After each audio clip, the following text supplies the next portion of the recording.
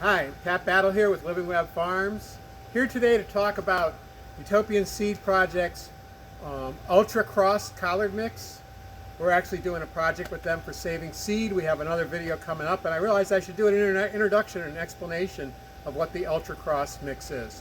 If you want to know more about the Utopian Seed Project, you can do a search for them. They'll pop right up.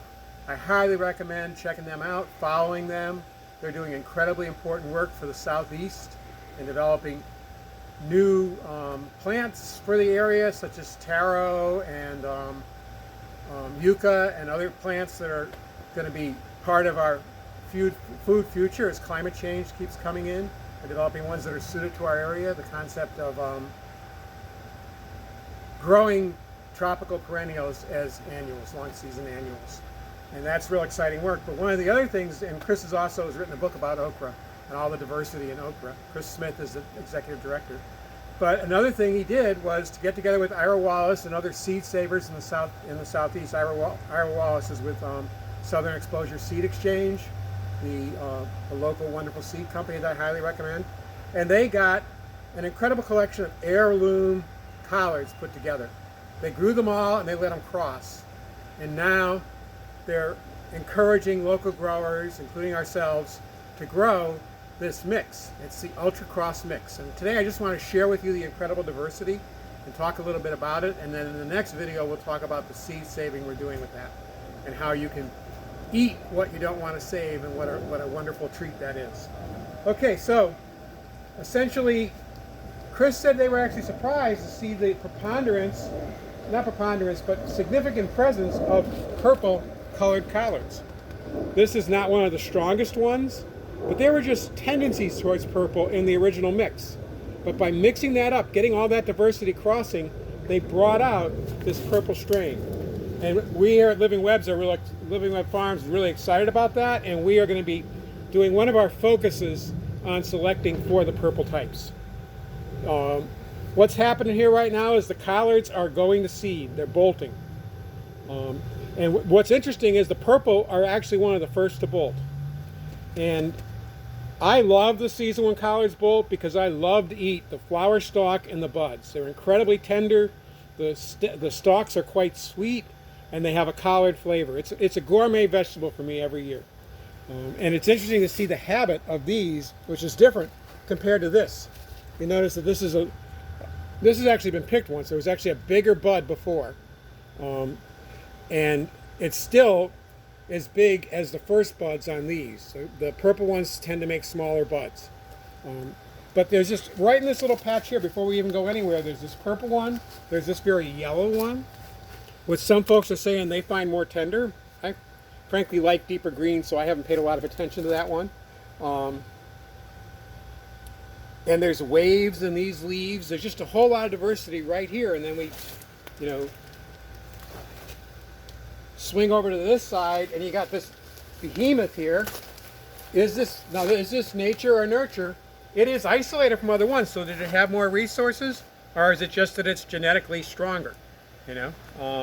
We'll see. I'm gonna let this go to seed and save it and actually let it cross into the purples. We're gonna select the purples a lot, but we want to also select for vigor. So there's that happening there. There's the purples again. Different shapes and types. This is another one that's tending towards purple. Some people wouldn't select for this. They would just go for the deepest purple, but in my mind, we're just still working with diversity, so we're not going to do a really tight selection. And here you get to more of the ones that they call them the cabbage-headed types, the heading type of collards. And it's just a wonderful array of diversity, which inspires me to pursue, and I've been most inspired. My favorite seed saver, seed breeder is Frank Morton. Frank Morton of Wild Garden Seed. And Frank Morton basically has made a career of crossing incredible arrays of varietal selections from a given plant, given vegetable type, and then both selecting from that for really special, like his rainbow lacinato, folks, I can't rave too much about that. That's one of my favorite kales. And I'm not a big fan of lacinato, But rainbow lacinato crossed with red Russian kale, the diversity of colors, the textures, the flavor, the productivity, incredible. But he's also, and he's talked about the fact that he sells things like wild garden kale and wild garden chicory. And what happens is people grow that diversity, they love it, and then they select new varieties. And we're in a time now, which has been ongoing for the last century and a quarter, where seed availability, diversity of seed availability has been crashing. The number of tomatoes that we now have available is way fewer than the number of tomatoes that were available in the late 1800s. And likewise with all these other vegetables. And what's happening with what Frank Morton does, and what we're going to be doing here with the Utopian Seed Project and working with their ultra cross collards, is we're going to be reversing that. So we're going to let things go wildly crazy, get incredible diversity, and then we're going to select the varieties from that we really like. But we'll probably also keep the diversity, because the diversity itself is incredibly powerful. And it gives us the deep reservoirs to deal with whatever comes at us. A rough time of, let's say, harlequin bugs or something, some of these will be more able to resist it. So as we go along, you can just see the continuing diversity, the different kinds of purples there, and then really purple here and kind of cabbage headed. These here, these leaves were incredibly purple before it was going to seed. Way more purple than the other ones.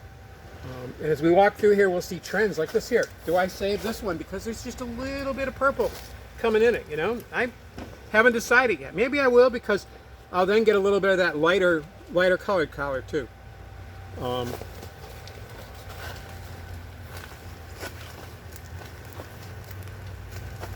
And then I decided I'd be saving from this guy here because of the frilliness of the leaf. And folks, some of this, it's not about, all about productivity. It's not all about the quality. Some of it's about just the joy of the diversity.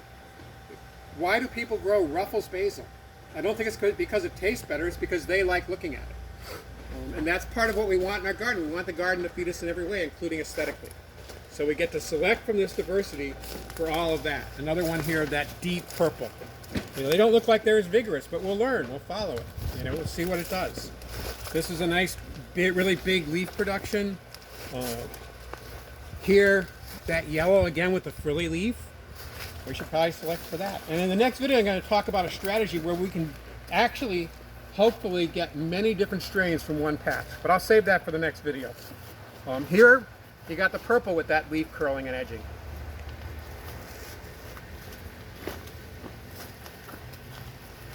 I left this in because it's a nice vigorous one. I like its shape.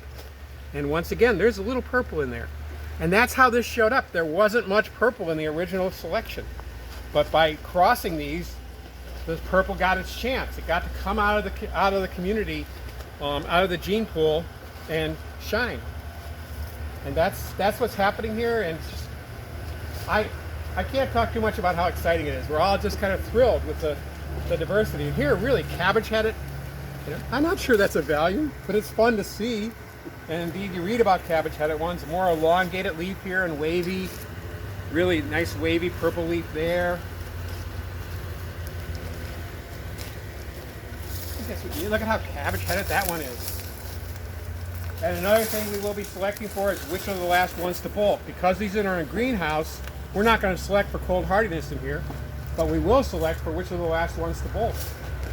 And then maybe we'll also look and see, are any of them more resistant to harlequin bugs? Maybe we'll leave some in and see. Sometimes purple plants are more resistant to pests, And here, look at this, man. This is just so lovely. That curling leaf, the veins in purple. Out here, the crossing, and it might get way more, And then over here, this is my favorite, though I'm not sure I like it, but I like the fact that it's manifesting. This almost looks like it's a disease,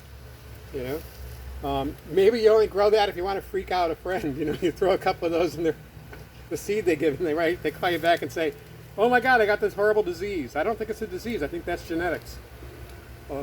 It's certainly not showing up anywhere else. But then again, maybe we can develop that for some really spectacular effect. And we have noticed, by the way, differences in the flavor of all these. These are all, there's a diversity of textures and sweetness.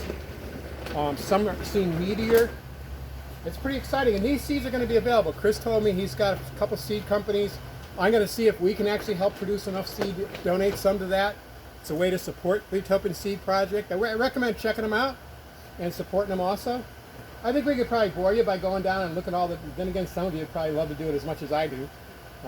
You might want to just walk down slowly and pan across this side, and so let people see it. But I'll cut with the play-by-play and let you just experience it now. I think we've already printed out enough of that, unless I see something really interesting.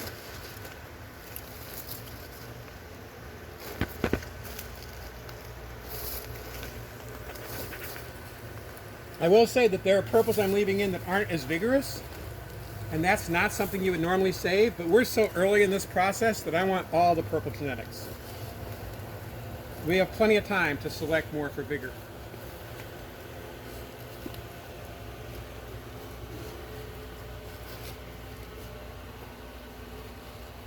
And these are two of the green ones that I've left in to select for vigor. And actually it is worth looking at this, Dan, if you'll come a little closer.